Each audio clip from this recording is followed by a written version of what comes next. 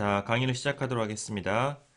자, 이번에 새로운 챕터로 들어가겠고요. 이제 앞으로는 이제 정기적 특성, 광학적 특성, 자기적 특성을 이제 순차적으로 배우도록 하겠습니다. 그 중에서 이제 이번 챕터는 첫 번째, Electrical Conduction, 전기 전도도에 대한 얘기가 되겠습니다. 여러분 밑에 그림을 보시면은요, 이게 이제 그 전기적 특성에 따라서 물질을 우리가 이제 부도체, 반도체, 도체 이렇게 우리가 구별을 하죠. 이제 각각의 경우에 뭐 대표적인 물질을 이렇게 나열을 했고요. 밑에 보는 거가 전도도를 이제 SI 단위로 쭉 스케일을 보여주는 겁니다. 자, 어떤가요? 뭐 제일 낮은 거는 10의 마이너스 18승에서부터서 제일 높은 거는 10의 12승까지, 물론 초전도체에 해당되는 거긴 한데요. 그 거의 10의 30승의 스케일을 커버하는 정말 굉장히 다이버스한, 우리가 자연계에서 이런 정도의 스케일의 변화를 보일 수 있는 그런 물리량은 이제 극히 드문데요. 이제 그런 어떤 이제 독특한 물성이 되겠습니다. 자, 전기 전도도는 크게 두 가지 기호에 의해서 결정이 되는데요. 하나는 이제 얼마만큼 어떤 그 캐리어, 그러니까 전기를 전달할 수 있는 그 매개체, 주로는 이제 일렉트론이 되겠죠. 그 일렉트론의 밀도가, 캐리어의 농도가 어떻게 되느냐, 얼마나 개수가 단위 최적당 많이 있느냐라는 거하고, 그 다음에 각각의 개개의 캐리어가 바깥의 전기장에 따라서 얼마나 빨리 이동을 할 수 있느냐, 그게 빨리에 그걸 나타내는 이동도, 모빌리티, 이 두 가지의 곱으로써 우리가 전기 전도도가 표현되게 됩니다. 뒤쪽에 다 보겠지만은. 자, 그래서 이제 우리 이런 거에 대한 얘기가 되겠고요. 근데 이제 그 중에서 캐리어 덴서티는 우리가 쉽게 이해할 수 있고, 또 이제 바깥에서 잘 컨트롤도 되는 그런 양이 되겠어요. 반면에 모빌리티, 이동도는 메커니즘이 복잡하고, 그 다음에 우리가 그걸 쉽게 제어를 하기 어렵습니다. 이제 이론적으로 이해하기도 좀 까다롭고요.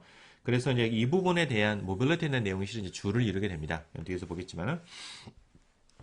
자, 이걸 우리 접근하는 방식은 우리가 앞에 하고 비슷하게요. 처음에는 이제 고전적인 이론, 그 전자를 입자처럼 취급을 하고, 이제 파동, 뭐 예를 들어서 우리가 이제 뭐 격자의 진동 같은 거는 파동으로 취급을 하는 그런 고전적인 이론을 우리가 이제 배우도록 할 거고, 그 다음에 그거의 한계점을 얘기를 하고, 그 다음에 우리가 이제 앞에서 했던 그런 양자 이론을 바탕으로 한 밴드 구조 이론을 바탕으로 한 세미 클래시컬 시어리를 우리가 이제 얘기들 하도록 하겠어요.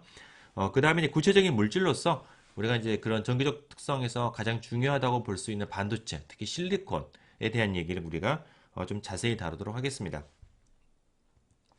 자, 우선 클래시컬 시어리가 되겠는데요. 클래시컬 시어리는 1900년도에 드루드라는 분이 제안을 했었고요. 드루드 모델이라고 우리가 보통 많이 합니다. 통칭. 자, 드루드는 전자를 고전적인 입자, 자유입자처럼 취급을 했어요. 그러니까 입자하고 위치와 모멘텀을 가지고 있는, 그렇죠? 그런데 이거는 실은 이제 그 당시 1900년도면요, 양자역학이 나오기 한참 전이었어요. 그러니까 당연히 고전적으로 취급할 수밖에 없었는데, 그럼에도 불구하고 이 모델에 의해서 나온 여러 가지 우리가 어떤 정량적인 혹은 정성적인 결과들이 실험을 많이 잘 설명을 합니다. 그래서 우리가 이제 그 지금까지 우리가 배우게 되는 거가 되겠고요. 단지 이게 이제 양자역학이 나오기 전이기 때문에 여러 가지 가정들이 틀려 있어요. 뭐 대표적으로 그 입자들의 평균 속도가 우리가 원래 고체 안에서는 앞에서 배웠던 것처럼 퍼미 디렉 분포에 의해서 퍼미 에너지까지를 가져야 되는데, 이제 그렇지가 않고 일렉트론을 마치 우리가 가스 애텀처럼 생각을 해서 등분배 법칙에 의해서 2분의 3 KT라는 그런 열 에너지를 가진다 라고 하고서 이론을 열심히 드라이브를 했습니다. 그럼에도 불구하고 결론은 어쩌지 해서 맞아요, 또 이게. 그래서 되게 특이한데, 우리가 여기에서 이제 여러분들에게, 이제 여러분들이 배우는 거는 그 드루드 모델에서 아이디어는 가져오되 여러 가지 들어가는 물성적인 파라미터들은 우리가 현대적인 관점에서 맞는 그런 수치들을 적용을 해서 우리가 이제 활용을 하는 게 되겠습니다. 어, 그리고 이제 드루드 모델은 주로는 원래 타겟은 금속에 대한 거를, 이제 금속에 대한 전도성을 설명을 하기 위해서 많이 이제 디벨롭 됐던 그런 이론이 되겠는데요. 거기 나온 그 개념들은 실은 이제 반도체나 뭐 그런 다른 물질에도 적용이 될 수 있어서 우리가 이제 여러분들이 그런 것들을 뭐 다양한 물질에 대해서 적용을 해도 괜찮습니다. 이제 어떤 그런 제한적인 범위이긴 하겠지만은. 자, 그래요. 자, 그러면 이제 드루드 모델에 대해서 얘기를 할 텐데요. 자, 기본적으로 우리가 어떤 전기장을 가하게 되면은 전자는 가속 운동을 하게 되겠죠. 전기장에 의해서 힘을 받으니까. 자, 근데 아무런 우리가 장벽이 없으면은, 마치 자유 공간에 전자가 있다라고 하면은, 그 전자는 거의 무한한 속도를 가지게 됩니다. 물론 빛속도보다 뭐 작긴 하겠지만은 엄청나게 빠른 속도로 움직일 수가 있고요. 그러면 우리가 전도도 입장에서 보면은 거의 무한대에 가까운 그런 전도도가 나오는 거예요. 실제로 그런 일은 없죠. 거의 초전도체를 제외하고서는 거의 다 모든 물질이 그렇게 무한한 전도도를 가지지 않습니다. 자, 그렇다는 얘기는 뭐냐면 이 전자가 뭔가를 가다가 충돌을 해서 부딪혀서 고전적으로는 부딪혀서 이게 방향이 바뀐다거나 에너지를 잃는다거나 이제 그런 일이 생기고 있다라는 거죠. 그죠? 자, 우리가 이제 양자역학적인 뒤쪽에서 우리가 이제 얘기를 하겠지만 양자역학적 관점에서 보면은요. 원자들이 크리스탈 안에서 원자들이 모두 다 완벽하게 제 위치에서 주기성을 가지고 딱 가만히 고정, 복지부등하고 있으면은 그러면 전자는 아무런 저항을 느끼지 않습니다. 그냥 스르르르 그냥 마치 그게 포텐셜이 있음에도 불구하고 그냥 없는 것처럼 스르륵 움직이게 되는 거예요. 이게 일정한 그러니까 우리 힘이 안 가해졌다라고 하면은 등속 운동을 하는 겁니다. 그죠? 이게 이제 뭐 여러분 그 마찰이 없으면은 자유공간에서 전자가 등속 운동을 하잖아요. 그런 것처럼 여기에서도 우리가 완벽하게 어떤 포텐셜이 주기성을 가지고 있으면은 그냥 등속 운동을 하게 됩니다. 이게 자 그런데 이게 그렇다는 얘기는 다시 말하면 뭐냐면은 주기성이 깨지게 되면은 그때는 전자가 그 주기성이 깨진 것 때문에 방향이 바뀐다거나 에너지를 잃는다거나 뭐 이런 일이 생긴다라는 거죠. 그죠? 자, 그런 주기성이 깨지게 되는 거가 이제 크게 두 가지 요인이 있는데 하나는 열적인 진동. 그러니까 내가 이제 온도가 있어가지고 막 지글지글지글 바이브레이션 하게 되면은 조금이긴 하지만은 이렇게 이제 그 뭐죠 원자들이 제위치에서 벗어나게 되니까 주기성이 깨지게 되겠죠. 자, 그것에 의해서 전자가 이제 스캐터링, 그러니까 방향을 바꾸는 이제 그런 일이 생기게 되겠고요. 또 다른 하나는 이제 그 외부에서 다른 입자가 들어왔을 때 원래 이제 이게 내가 뭐 카파로만 이루어져 있었는데 중간에 갑자기 골드가 끼어 들어가 있다라고 하면 얘는 주기성이 깨진 거예요 거기에서 그죠? 그럼 그런 것 때문에 얘가 이제 거기서 또 스캐터링이 되고 이제 그런 일이 일어나게 되는 겁니다. 자 그래서 이제 그런 여러 가지 스캐터링 요인이 있다라는 거, 그 열적인 혹은 임퓨리티에 의해서 그렇다라는 게 드루드 모델의 이제 출발점이 이제 되겠습니다. 자, 그 드루드 모델은 크게 이제 세 가지 중요한 가정에서 시작을 합니다. 첫 번째는 뭐냐면은 외부 필드가 없으면은 전기장이나 자기장이 걸리지 않으면은 모든 그 전도 컨덕션하는 일렉트론, 그러니까 그래서 우리가 전기 전달을 매개하는 그 전자에만 우리는 수준을 맞추는 겁니다. 코 일렉트론 같은 거 무시하고요. 컨덕션 일렉트론은 랜덤하고 금속 안에서 랜덤하게 움직이는데 어떤 일정한 스피드, 그러니까 속력은 일정한데 속도는 방향은 제각각이라는 거죠. 그죠? 자, 그래서 U를 가지고 있다라는 거. 자, 그리고 그게 제각각이니까 그걸 왜 평균을 하게 되면은 이제 U를 평균을 하게 되면은요. 그럼 그 0이 된다라는 거. 여러분 여기 앞으로 이제 여기서 그 이번 챕터에서 이제 우리가 볼드 페이스로 되는 어떤 그런 기호들이 있는데 이거는 우리 벡터를 의미합니다. 벡터. 자, 그래서 우리 벡터적으로 그걸 더하게 되면은 모든 방향이 다 더하는 거니까 0이 된다라는 거죠. 그죠? 자, 그래서 그걸 우리가 이제 어떤 동시에 어떤 여러 가지 입자들의 전체 속도를 갖다가 평균하면 0이 된다라는 것도 라는 게 되겠고요.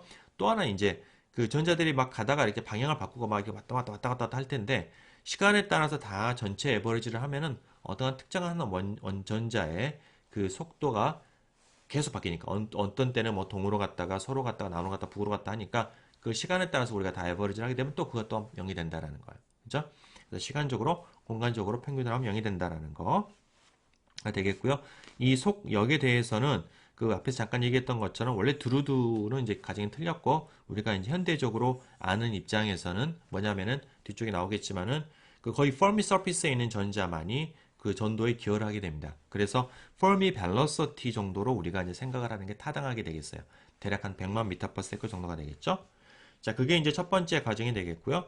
자, 두 번째는 방금 얘기했던 것처럼 그 일렉트론이 스캐터링 한다라는 거예요. 뭔가 충돌을 하는 건데 그게 이제 충돌하는 요인은 격자가 진동을 한다거나 아니면은 imperfection, 뭔가 디펙트가 있다거나 자, 그렇게 되면은 거기서 충돌을 하게 된다라는 거고요. 어, 여기서 보는 것처럼 이제 막 원자들이 이제 이렇게 막 진동을 하고 있겠고요. 카파라고 얘기를 했는데 진동을 하고 있고 그것 때문에 전자들이 가다가 이제 방향을 바꾸는 그런 일들이 이제 생긴다라는 거죠. 그죠? 자, 그 다음 여기서 우리가 한 가지 무시하는 거는 전자들 간의 스캐터링. 실은 전자들 간에도 스캐터링을 합니다. 이게 효과가 약하긴 하지만은 그래서 근데 그 부분은 우리가 무시를 하는 거예요. 그냥 순전히 전자는 그런 진동이나 디펙트에 의해서만 스캐터링을 한다라고 이제 생각을 하는 겁니다. 자, 그 다음번에 이제 이게 중요한 과정이 되겠는데요. 충돌을 한 다음에는 자기 충돌을 이렇게 빵 했어요. 충돌을 하고서 그러면 충돌을 하니까 이제 부딪혀서 다른 데로 튀어나오게 될 텐데 충돌을 하게 되면은 내가 전에 어떤 속도로 들어왔다라는 거는 다 완전히 무시합니다. 완전히 그냥 아주 세게 때려 맞아가지고 전에 있던 기억은 다 잊어버리고 얘가 나오는 거는 랜덤한 방향으로 그러니까 전에 내가 어떤 속도로 들어왔냐 상관이 없이 무조건 랜덤한 방향으로 그냥 u라는 값, u라는 크기를 가지는 그런 속력을 가지는 그런 이제 그 속도를 가지고서 이제 랜덤하게 나온다라는 거예요. 그죠? 자, 그래서 그게 이제 이 두루두의 그 세 번째 이제 가정이 되는 거고요.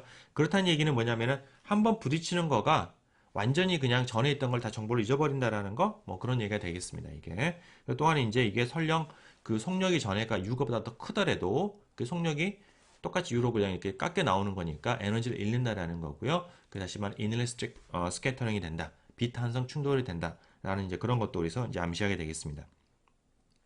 자, 이 세 가지 가정하에서 우리가 그 전자의 움직임을 우리가 이제 고찰을 하는데요. 여기에서 이제 우리가 그 하나 중요한 파라미터를 도입을 합니다. 자, 뭐냐면은 이 전자들이 막 충돌을 하는데 그 충돌이 이제 랜덤하게 일어나니까 어쩔 때는 뭐 연속해서 그냥 따락 하고 일어날 수도 있겠고 어떤 때는 이제 뭐 이렇게 충돌한 다음에 한참 있다가 또 충돌할 수 있고 이런 식으로 이제 통계적으로 우리가 그걸 스토카스틱하다고 얘기를 하는데요. 그 랜덤하다라는 이제 랜덤하게 일어나는 거죠. 자, 그걸 이제 평균을 냈을 때 그 평균 시간은 어떤 일정할 것이다라는 거예요. 이게 스캐터링과 스캐터링 사이의 그 시간이 그걸 우리가 이제 콜리전과 콜리전 사이의 평균 시간을 우리가 이제 콜리전 타임 혹은 릴렉세이션 타임이라고 얘기를 하고요. 그리고 우리가 이제 타우라고 이제 앞으로 얘기를 하겠습니다. 타우. 이게 그러니까 이제 타우가 이제 그런 되겠고요. 릴렉세이션 타임이라는 게 약간 여러분 용어가 의미가 약간 이제 안 와닿을 수 있는데 이제 그건 뒤쪽에서 뭐 나오는 걸 쭉 여러분 보시면은 이게 왜 릴렉세이션 타임인가 여러분들이 이제 아실 수가 있을 거예요. 쭉 이번 그 강의 그 끝까지 한번 가다 보면은 자 이제 그렇게 되겠고요. 이거에 이제 타우의 근데 역수가 또한 중요한 의미를 가집니다. 어떤 면에서는 더 타우보다도 더 펀더멘탈한 의미를 가지는데요. 자 뭐냐면 원 오버 타우는 이제 콜리전이 얼마나 자주 일어나느냐 그 빈도 수를 얘기를 합니다. 시간 단위로. 그러니까 시간에 따라서 시간의 이제 단위 시간당 몇 번이 일어나느냐를 갖다가 얘기를 하게 됩니다. 예를 들어서 내가 스케이터링 타임이 0.2초였다라고 하면은 역수를 취하면 5가 나오잖아요. 1초에 5번을 얘가 따다다닥 충돌한다는 얘기죠. 평균적으로. 그렇죠?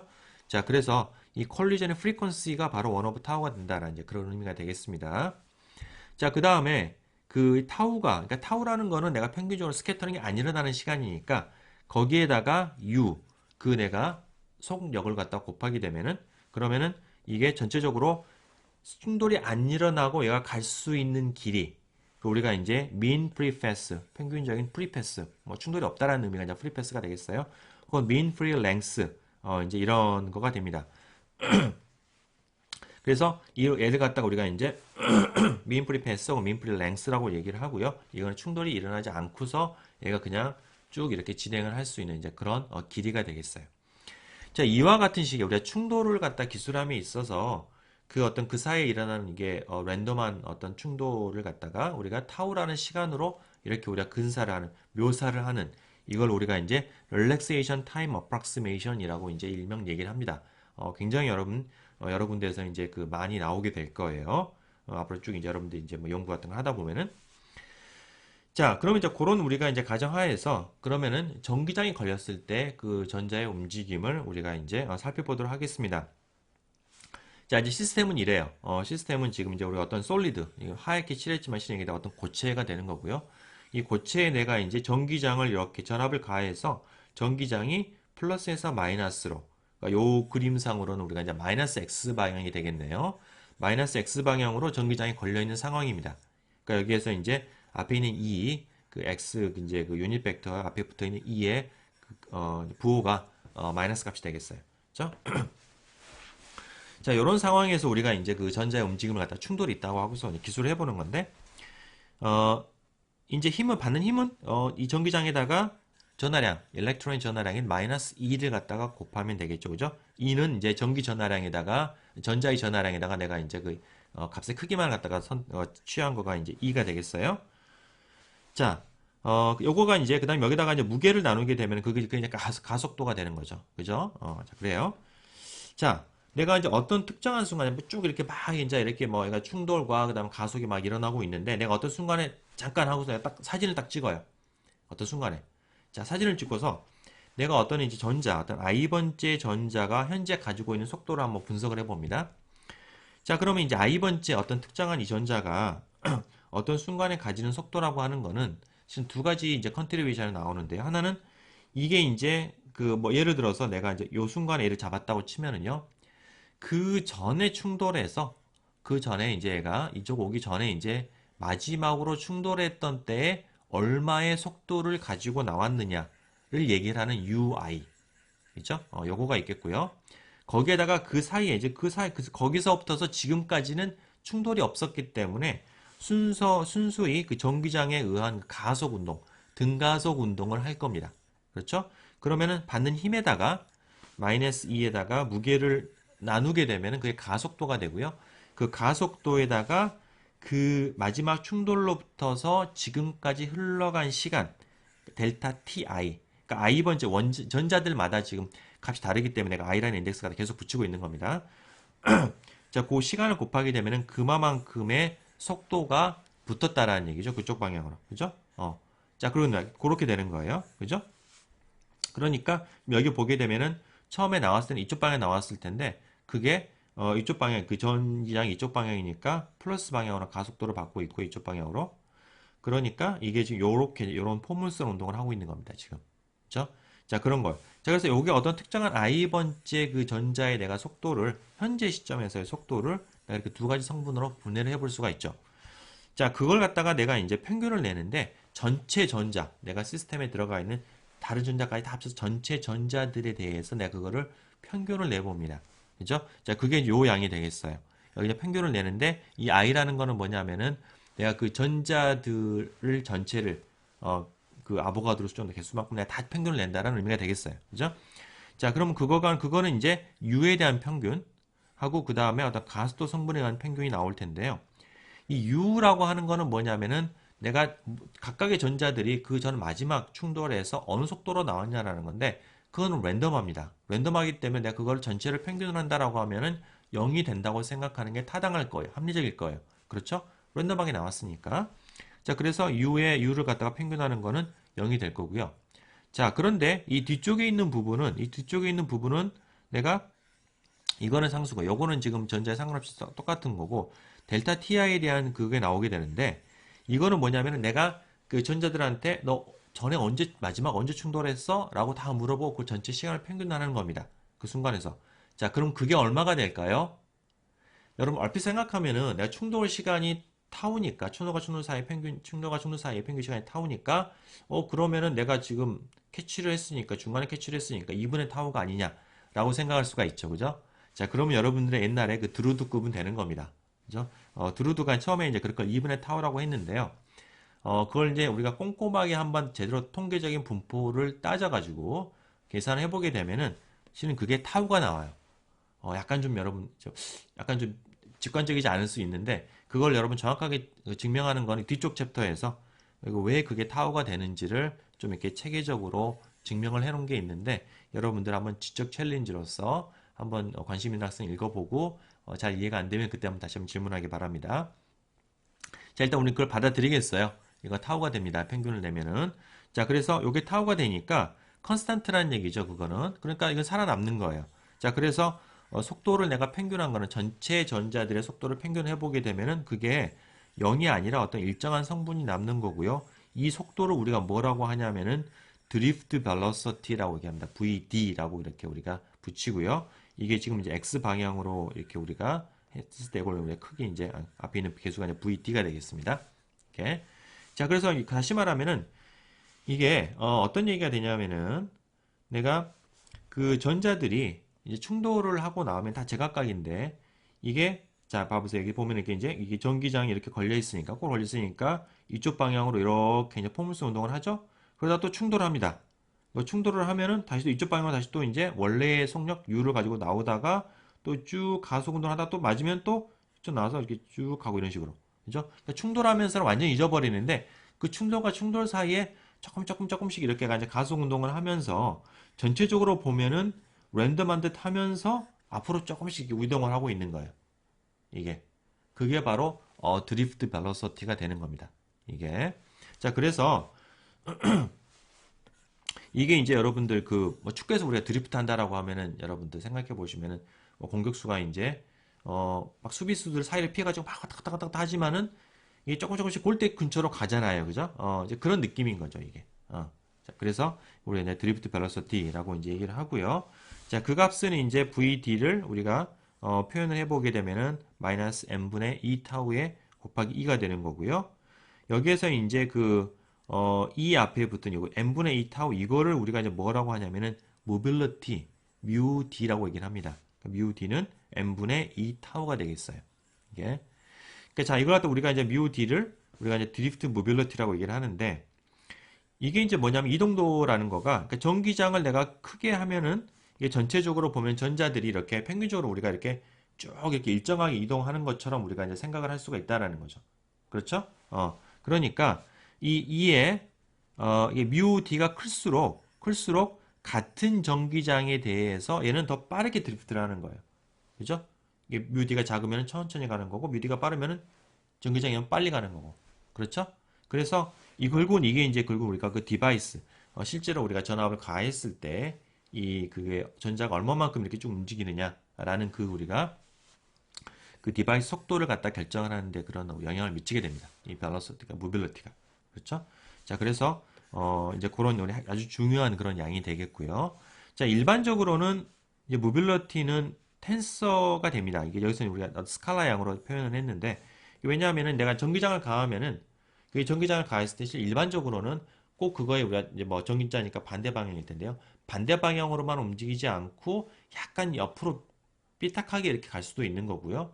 그 다음에 이쪽 방향으로 내가 전기장을 가했을 때하고 다른 쪽으로 가했을 때하고 전자가 리스판스 하는 그 드리프트 속도가 다를 수가 있어요. 이게. 자, 그래서 일반적으로는 이제 그 전기장을 내가 XYZ 방향으로 가했을 때, 그랬을 때 이제 그 드리프트 벨로시티가 XYZ 성분이 이런 식으로 행렬로서 우리가 일반적으로 표현되니까 여기는 모빌리티를 우리가 이제 모빌리티 텐서라고 이제 얘기를 하는데, 우리가 이제 아이스트로픽한 경우에 물질이 이제 우리가 뭐 모든 방향을 일정하다, 뭐 카파 뭐 이런 거가 해당이 되겠죠. 그런 것들은 이제 모빌리티가 어떤 컨스탄트 곱하기 단위 행렬이 되겠어요. 그러니까 이것은 오프 다이거널 컴포넌트가 없고 대각 성분이 다 동일한 어떤 그런 행렬이 되는 거죠. 자, 그래서 우리가 그런 식으로 우리가 좀 간단하게 생각을 하겠습니다. 이제 반도체, 뭐 실리콘 같으면은 여기에 이제 이 대각 성분들이 다를 수가 있어요. 방향에 따라서. 실리콘은 죄송합니다. 이제 실리콘은 아이스트로픽한데 이게 실리콘에서 이제 그 세부적인 기호를 보면 그럴 수가 있는데 나중에 얘기를 하고요. 실리콘 자체는 이제 이게 당연히 아이스트로픽한 물질입니다. 자, 그러면 이제 우리가 앞에서 했던 게 뭐냐면은 전기장에 가해졌을 때 이제 원래 전자들은 막 랜덤하게 움직이는데 전기장에 가해지게 되면은 거기에서 조금씩 충돌하면서 조금씩 이렇게 이제 이렇게 그 앞으로 이렇게 나아가는 그 드리프트하는 이제 그런 걸 우리가 이제 봤었고요. 거기서 우리가 드리프트, 모빌리티, 드리프트 속도 이제 이런 걸 우리가 이제 가질 수가 있다. 평균적으로 이제 그런 얘기를 했었고요. 자, 그럼 그거랑 우리가 이제 거시적인 시스템에서의 어떤 전류와 그 다음번에 그 전압사의 관계를 갖다가 우리가 좀 봐보겠습니다. 오음의 법칙을 이제 이루하려는 건데요. 자, 여기 내가 어떤 내가 거시적인 도선이 있어요. 도선이 있다고 했을 때, 내가 전기장을 이제 마이너스 X 방향으로 가합니다. 그러면 전자들은 내부적으로, 우리가 평균적으로 보게 되면은 전자들은 다 이렇게 내가 드리프트 벨로시티라고 하는 일정한 속력을 가지고 있는 걸로 내가 묘사를 할 수가 있다라는 거예요. 이게. 자, 그랬을 때, 그럼 이제 전자가 오른쪽으로 움직이니까 전류는 왼쪽으로 흐를 거고요. 내가 그랬을 때, 어떤 내가 이제 이 전류 밀도 안에 들어간 내 전류 밀도를 갖다 계산해 보고 싶은 거예요. 자, 그러면 전류 밀도라고 하는 건 뭐냐면은 단위 시간당 단위 면적을 통과하는 전하량이 전류 밀도가 되겠죠. 그죠? 자, 그래서 그걸 이제 계산하려고 하면 여기서 내가 이제 도선의 단면적을 A라고 하고요. 그 다음 내가 델타 T라는 시간 동안에 요 단면적을 통과를 하는 전자를 내 개수를 카운트를 해봅니다. 자, 그러면은 그 델타 t라는 시간 동안에 좀 써볼까요? 자, 델타 t라는 시간 동안에 여기는 이 면적을 통과하려고 하면은 그러면은 여기에다가 드리프트 속도를 곱한 드리프트 속도를 곱한 요 길이, 그죠? 요 길이 여기서 여기까지 그 길이 안에 들어와 있는 전자들은 전부 다 델타 t라는 시간이 지나면은 여기를 통과하게 되겠죠, 그죠? 그죠? 그 상 이게 이제 맨 마지막 순간에 여기 있는 거가 이쪽으로 들어갈 테니까, 그렇죠? 다시 말하면은 델타 t라는 시간 동안에 여기를 통과를 하는 A라는 면적을 통과하는 전자들의 개수는 몇 개가 되냐면은 n 곱하기 전하 밀도는 우리가 이제 n이 캐리어 덴시티는 n이고요. 그럼 밀도에다가 이거의 부피 여기는 이 원통의 부피를 곱하면 되겠죠. 그 부피가 얼마냐면은 밑면적 a 곱하기 그 통의 길이 vd 곱하기 델타 t, 그죠? 그거가 이제 요거 이제 그 통의 원통의 최적이 되겠고 거기다가 전하 밀도를 곱하게 되면은 여기 있는 부분이 통과하는 전자의 개수가 되겠고요. 그 전자의 개수에다가 내가 전하량을 곱하게 되면은 그러면 그게 바로 통과한 전하량이 되겠어요. 그죠? 그거를 면적과 시간으로 나누게 되면은 그게 바로 전류 밀도가 됩니다. 그죠? 자, 그렇게 해서 하면은 쭉 관계식 쓰면은 마이너스 2NFVD가 나오고요.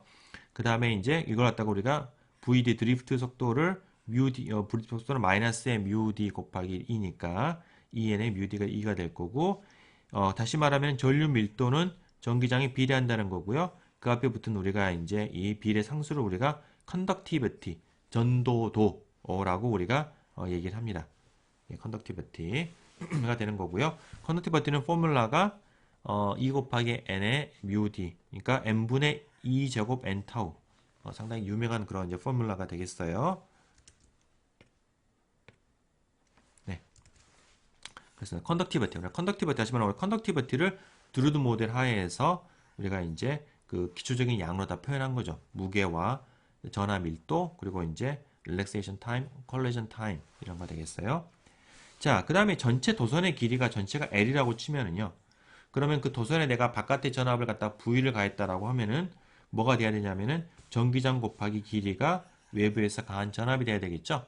그렇죠? 자, 그리고 이 도선에 흐르는 전류는 전류 밀도에다가 면적을 갖다 곱하면은 그게 전류가 되겠죠. 그냥 도선을 통과하는 전류량. 그게 되고요. 그거는 내가 J가 시그마 E니까 시그마 E의 A가 되겠고요. 다시 말하면 내가 이제 V를 갖다가 I로 나누게 되면은 E하고 E가 사라지게 되고 남는 거는 A 시그마 분의 L이 되겠어요. 자, 이거 상수죠. 이거는 길이, 면적, 컨덕티비티. 그죠? 그러니까 이게 상수니까 이거 바로 우리가 이제 R, 바로 저항이라고 얘기를 하고요. V는 IR, ohm의 법칙이 나오게 됩니다. 그렇죠? 자, 그래서 여기 우리 R을 갖다가 이제 저항, 레지스턴스라고 얘기를 하고요. 이거의 단위는 여러분 아시겠지만 ohm이 되겠습니다. 그리고 이제 이 저항은 물질의 어떤 길이나 면적에 비례하기 때문에 기초적인 우리가 물성하고 물성을 갖다 반영을 하고 싶으면은 L하고 L로 나누고요. 그 다음에 이제 A를 곱해야 됩니다. 이게. 그래서 노멀라이즈를 하게 되면은 그러면은 우리가 나오는 거 여기다가 이제 R에다가 A를 곱하고 L로 나누게 되면 나오는 거가 이제 1 오버 시그마만 나오겠죠. 그죠? 시그마 분의 1. 이게 이제 우리가 말하는 게 뭐냐면은 비저항, resistivity라는 겁니다. 비저항. 그러니까 비저항이고요. 비저항은 컨덕티비티의 역수가 되는 거예요. 그렇죠? 그리고 비저항은 단위가 이제 ohm에다가 길이의 제곱, 그다음에 이게 길이니까 ohm 곱하기 미터. 이게 ohm 미터가 바로 resistivity, 비저항의 단위가 되겠고요. 반면에 이제 컨덕티비티는 단위가 이제 그거 역수가 됩니다. 그러니까 ohm 하고 미터의 인버스가 되겠고요. 우리가 ohm의 역수를 우리가 뭐라고 하냐면은 Siemens라고 얘기를 합니다. Siemens S를 써가지고 그래서 이제 S를 써가지고 그래서 이건 S over M이 되겠어요. S over 미터 미안합니다. 이게 되겠어요. 자, 그래서 이제 이 지멘스라고 하는 게 여러분 지멘스 그러면 여러분 회사 지멘스 있죠? 뭐 그 창립자입니다. 이게 지멘스가 독일의 이제 공학자인데요. 이 사람이 이름을 따가지고 만든 단위가 되겠어요. 그래서 이거는 이제 컨덕턴스의 단위가 되겠고요. 오음의 역수가 되는 거고요. 쉽게 말하면 이제 1지멘스라는 그 물질은 1A가 걸렸을 때 1볼트에서 1A를 흘릴 수 있는 그 정도의 전도도를 가지고 있는 물질이 되겠습니다. 이게. 오케이? 자, 그래서 우리가 이제 여러 가지 단위들과 이런 것들을 정의를 했었고, 여러분들 뭐 어느 정도 아실 거라고 생각을 하고요. 자, 구체적으로 한번 우리가 양을 한번 계산해 보죠. 자, 카파인데요. 자, 카파인데 카파는 무게의 밀도가 큐빅 센티미터당 8.96m. 그러니까 1cm, 1cm, 1cm 내가 구리를 가져오면은 약 한 뭐 9g 정도가 된다는 거예요. 그 다음에 이제 아토믹 매스는 1몰에 63.5g이 되겠어요. 그러니까 1몰을 모아보면은 한 2cm, 2cm, 2cm 정도가 된다는 얘기가 되겠죠. 자, 그 다음 내가 컨덕티비티를 측정을 해봤더니 뭐 상온에서 약 5.9 곱하기 10의 5승 오hm per centimeter inverse가 되더라라는 거예요. 여러분 여기서 단위가 원래는 이제 SI 단위로는 ohm 미터 자 컨덕티비티니까 이제 ohm inverse per ohm per meter 이렇게 되는데 보통 우리가 많이 공학에서 대부분의 경우에는 미터 단위보다는 센티미터 단위를 많이 씁니다. 뭐 그게 조금 더 이제 숫자를 줄여줄 수 있기도 하고 좀 더 우리가 직관적으로 잘 오기도 하고 뭐 사람들이 이렇게 쓰니까 이렇게 쓰고 있고요. 그래서 이제 우리가 보통 많이 쓰는 단위는 per ohm per centimeter가 되겠어요. 그러니까 이게 미터로 되는 것보다는 이 센티미터 인버스가 되는 게 이제 값이 더 작게 나오게 되겠죠. 이게 자, 자 그렇게 되는 겁니다. 그래서 컨덕티비티가 10의 5승 이제 per ohm per centimeter 정도가 되겠습니다. 자 이랬을 때 이제 우리가 첫 번째 드리프트 모빌리티를 계산해 봅니다. 그러니까 그래 컨덕티비티를 이제 로부터서 역으로 모빌리티를 계산하는 거죠. 그러니까 우리가 이제 거시적으로 측정한 양인데요. 자, 봐보세요. 이 모빌리티라고 하는 거는 이 전자 하나가 가지고 있는 어떤 특성이잖아요. 그죠? 근데 굉장히 미시적이고 마이크로스코픽한 양인데 우리가 컨덕티비티라는 거시적으로 측정한 양을 가지고서 미시적인 것들을 우리가 살펴보는 거가 되겠어요. 이게.